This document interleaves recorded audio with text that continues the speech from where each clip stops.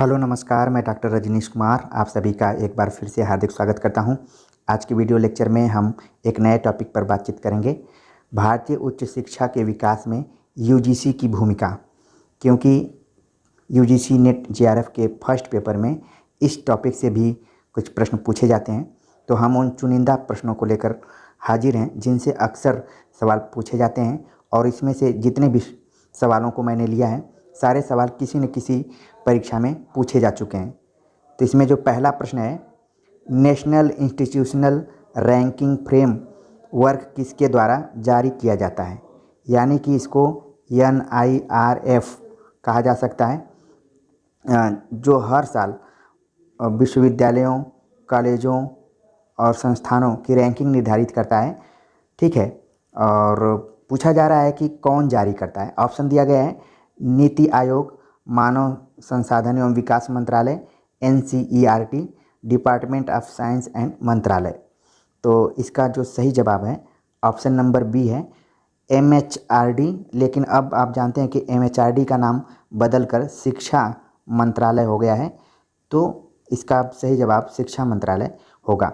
ठीक है, हो सकता है कि इस बार एग्जाम में पूछ लिया जाए कि शिक्षा मंत्रालय का पुराना नाम क्या था, तो आप इसका आंसर बताएंगे MHRD। अगला प्रश्न है, विश्वविद्यालय अनुदान आयोग यानी कि यूजीसी अधिनियम किस वर्ष पारित किया गया था। ऑप्शन दिया गया है 1954, 1955, 1956, 1958। सही जवाब है 1956। यूजीसी को लेकर एक कन्फ्यूजन रहता है विद्यार्थियों में। इसको सन 1953 में एक प्रस्ताव पारित किया गया था कि यूजीसी होना चाहिए, लेकिन इसको जब संवैधानिक दर्जा दिया गया तो वो जो सन था सन 1956 ईस्वी था। तो कई बार विकल्प में 1953 रहता है, 1956 रहता है, इसको लेके कन्फ्यूजन हो जाता है। तो अगर सवाल आए कि यूजीसी अस्तित्व में कब आया था, तो 1953 में आया था, लेकिन अधिनियम बनाकर उसको जब पारित किया गया था तो सन 1956 ईस्वी में। ठीक है, अगला प्रश्न है, विश्वविद्यालय अनुदान आयोग की स्थापना किस वर्ष में की गई थी, यानी कि यूजीसी की स्थापना किस वर्ष में की गई थी। ऑप्शन है 1954, 1958, 1956, 1960। तो इसका जो सही जवाब है 1956 ईस्वी में यूजीसी की स्थापना हुई थी। अगला प्रश्न है, इंदिरा गांधी राष्ट्रीय मुक्त विश्वविद्यालय किस वर्ष में स्थापित हुआ था। इंदिरा गांधी राष्ट्रीय मुक्त विश्वविद्यालय यानी कि इग्नू की स्थापना कब हुई थी। ऑप्शन दिया गया 1982, 1986, 1985, 1992 ईस्वी। तो इसकी जो स्थापना हुई थी सन 1985 ईस्वी में हुई थी। और इग्नू को आप जानते हैं कि दूरस्थ शिक्षा के लिए इसको स्थापित किया गया था। अगला प्रश्न है, विश्वविद्यालय अनुदान आयोग का मुख्यालय कहाँ पर स्थित है। ऑप्शन दिया गया है कालीकट, नई दिल्ली, कोलकाता, चेन्नई। सही जवाब है नई दिल्ली। ठीक है, और जब आप नई दिल्ली जाएंगे तो एक फिरोज शाह मार्ग करके है, या फिर शाहजहाँ रोड है, वहाँ पर इसका मुख्यालय है। या फिर आपको नेट जेआरएफ, खासतौर से जेआरएफ का जब सर्टिफिकेट मिल रहा होगा तो इस पर लिखा रहता है भारत सरकार सेवार्थ, और फिर नीचे एड्रेस दिया रहता है शाहजहाँ रोड। ठीक है, अगला प्रश्न है, वह चर जिसका हम औसत, माध्य तथा मानक विचलन निकाल सकते हैं वह निम्नलिखित में से किस मापनी द्वारा नापे जाते हैं। ऑप्शन दिया गया है नामित मापनी, क्रमिक मापनी, अंतराल मापनी, आनुपातिक मापनी। तो इसका जो सही जवाब है ऑप्शन नंबर सी है अंतराल मापनी। अगला प्रश्न है, किस वर्ष विश्वविद्यालय अनुदान आयोग को संवैधानिक दर्जा प्रदान किया गया। ऑप्शन दिया गया 1956, 1966, 1976, 1986। तो आपने देखा कि लगातार यूजीसी से संबंधित प्रश्न आए हैं और अलग अलग तरीके से पूछे जा रहे हैं, और ज़्यादातर का आंसर जो है 1956 ईस्वी है। अगला प्रश्न है, भारत का पहला शैक्षिक संस्थान जिसके पास सुपर कंप्यूटर है। ऑप्शन है IIT Mumbai, IIT Delhi, IIT Kanpur. तो इसका जो सही जवाब है IIT कानपुर के पास सबसे पहले जो सुपर कंप्यूटर था।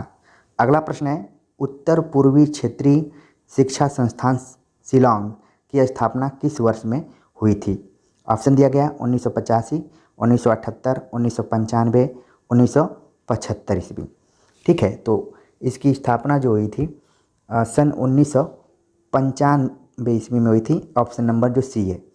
और एक चीज़ प्रश्न में ही इसका उत्तर भी आपको दिख रहा है, अगर हो सकता है घुमा कर पूछ दिया जाए कभी प्रश्न कि उत्तर पूर्वी क्षेत्रीय शिक्षा संस्थान कहाँ पर स्थित है, तो इसका जो सही जवाब होगा वो शिलांग होगा, यानी कि मेघालय में।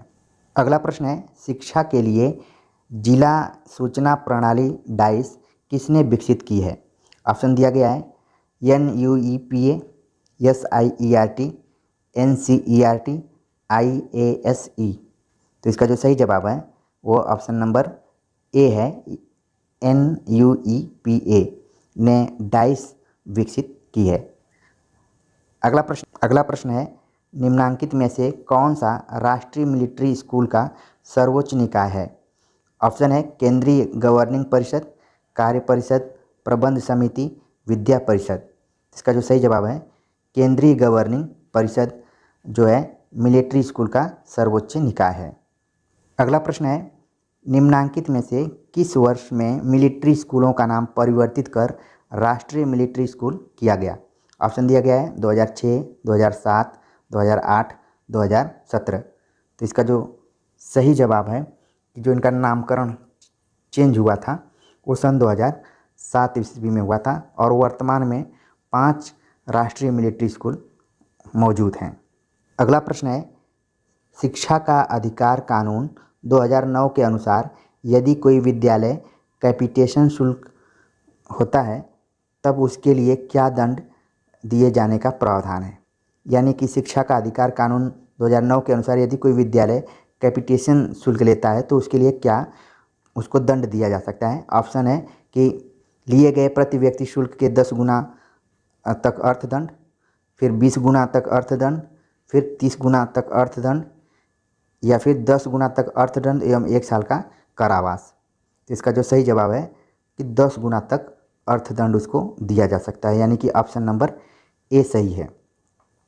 अगला प्रश्न है कि निम्नलिखित में से कौन सा शिक्षा का अधिकार कानून 2009 के संदर्भ में सही नहीं है? इसका भाग 17 बच्चों दंड से रक्षा करता है, इसका भाग 14 प्रति व्यक्ति शुल्क संग्रहण का निषेध करता है, इसके भाग 21 में विद्यालय प्रबंधन समिति का प्रावधान है, इसका भाग 28 शिक्षकों के निजी ट्यूशन को निषिद्ध करता है।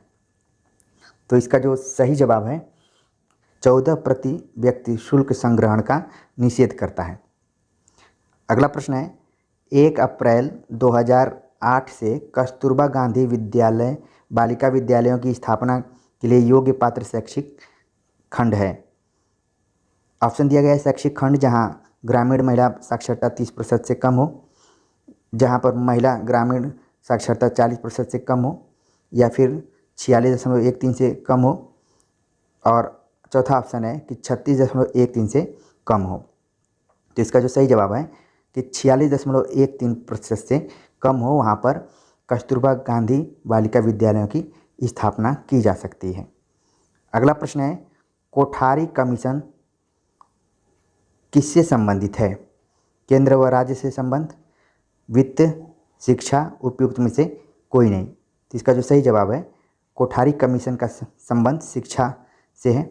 सन 1854 ईस्वी में कोठारी के नेतृत्व में एक कमेटी बनी थी, ठीक है, जिसको कि भारत का मैग्ना कार्टा भी कहा जाता है, शिक्षा का मैग्ना कार्टा, ठीक है। तो हमने देखा कि भारतीय उच्च शिक्षा के विकास में यूजीसी का क्या योगदान रहा है और किस तरह से परीक्षाओं में, खास तौर से यूजीसी की परीक्षा में सवाल पूछे जाते हैं। उम्मीद है कि ये प्रश्न पत्र आप सभी को पसंद आया होगा। मिलते हैं नए टॉपिक के साथ, तब तक के लिए नमस्कार।